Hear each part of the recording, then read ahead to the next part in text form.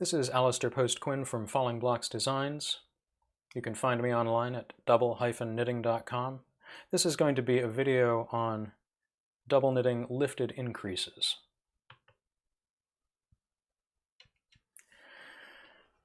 As you can see, what I have here is a small segment of double knitting with a couple of little vertical stripes.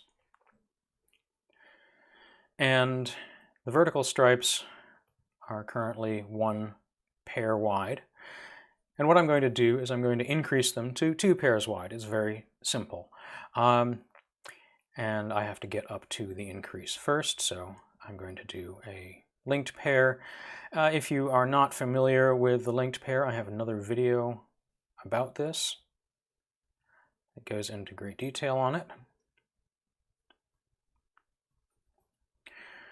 And then a couple of plain pairs to get up to the point where the next thing on my needle is that vertical stripe, that first vertical stripe.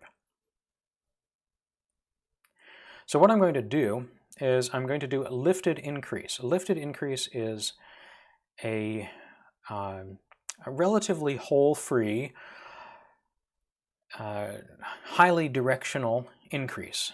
And so we have a left lifted increase and a right lifted increase. The left lifted increase works off of the left leg, and the right lifted increase works off the right leg. So since the first thing that I'm encountering here is a right leg, I'm going to do a right lifted increase. Now, one little terminology change that you might not be familiar with is the terms that I'm going to use are inside and outside. Rather than front and back. And the reason I use inside and outside rather than front and back is that inside is the space between the layers. It's behind the knit and in front of the purls. So inside and outside is the either front or back, depending on which layer you're on. Inside to outside on the front will look like this. Inside to outside on the back will look like this. Of course, it'll be a little more elegant when I actually pick up the correct leg. So, what we're going to do now is we're going to do a BA pair. We're going to increase into the same color that we're creating the increase with. You don't have to do that, but I find it's cleaner. It looks better. So we're going to start off with a knit side right lifted increase. And then we're going to follow it up with a purl side right lifted increase before we do anything with the next pair. So what you're going to do is you're going to use your right hand needle to go into the stitch one below the next stitch on your left hand needle. And so this is the stitch, this is one below, and you're going to go into that from inside to outside, like this. Once you've got that on the needle, you're going to put your left needle into the front of that, which puts you in position for a knit through the back of the loop. You'll finish the knit through the back of the loop. There you are. What this should get you is a nicely twisted loop that you're increasing into. If you've got a big open loop here, it means that you either picked that up in the wrong direction, outside to inside, or you didn't work it through the back of the loop. So then we're going to go on and do the purl side version of that. So yarns to the front, flip the work upside down a little bit, and again using your right hand needle, you're going to look for the corresponding stitch on the other layer. So this, there we go, this stitch. And you want to make sure you just go through the one stitch, not through the stitch and something below it, for example, just the one stitch on its own. And again, you're going to go through its right leg from inside to outside. Once you've got that on the needle, you can put your hands back in normal position, put your left hand needle through the back of that loop, which positions you for a normal purl. And then finish the purl. I'll flip that over and you can see that I have a mirror image version, the same kind of twist as I had on the front. So once you've done that fully increased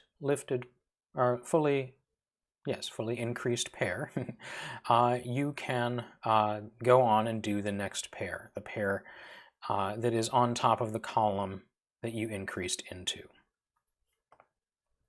So I'm just going to do 3 pairs here because the next one that I want to do is a left lifted increase, which means that I want to get to the far side of the next column.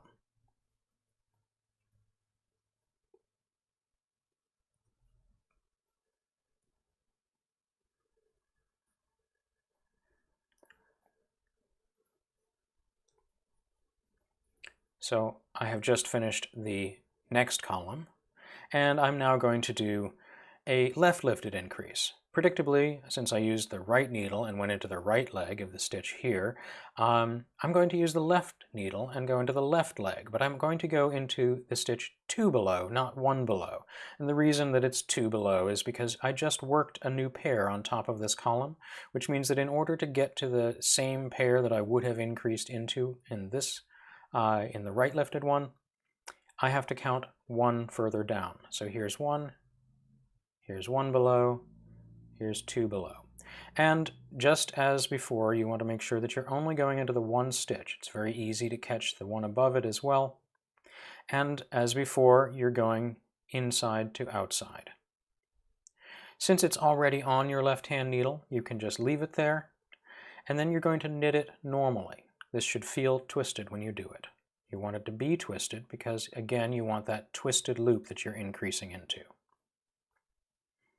Then, again, yarns to the front, and you're still going to use your left-hand needle. Flip the work upside down a little bit. Look for the corresponding stitch on the other layer. It's right here. And again, go from inside to outside with that, with your left-hand needle, and then put your hands back in normal position. With that loop already on your left-hand needle, you purl it through the back of the loop.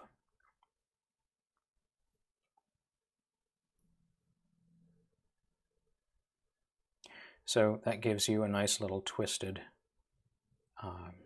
increase here, and another one on this layer. So if you want more details about this, I do teach a workshop that goes into great detail about these increases and other types, including double decreases,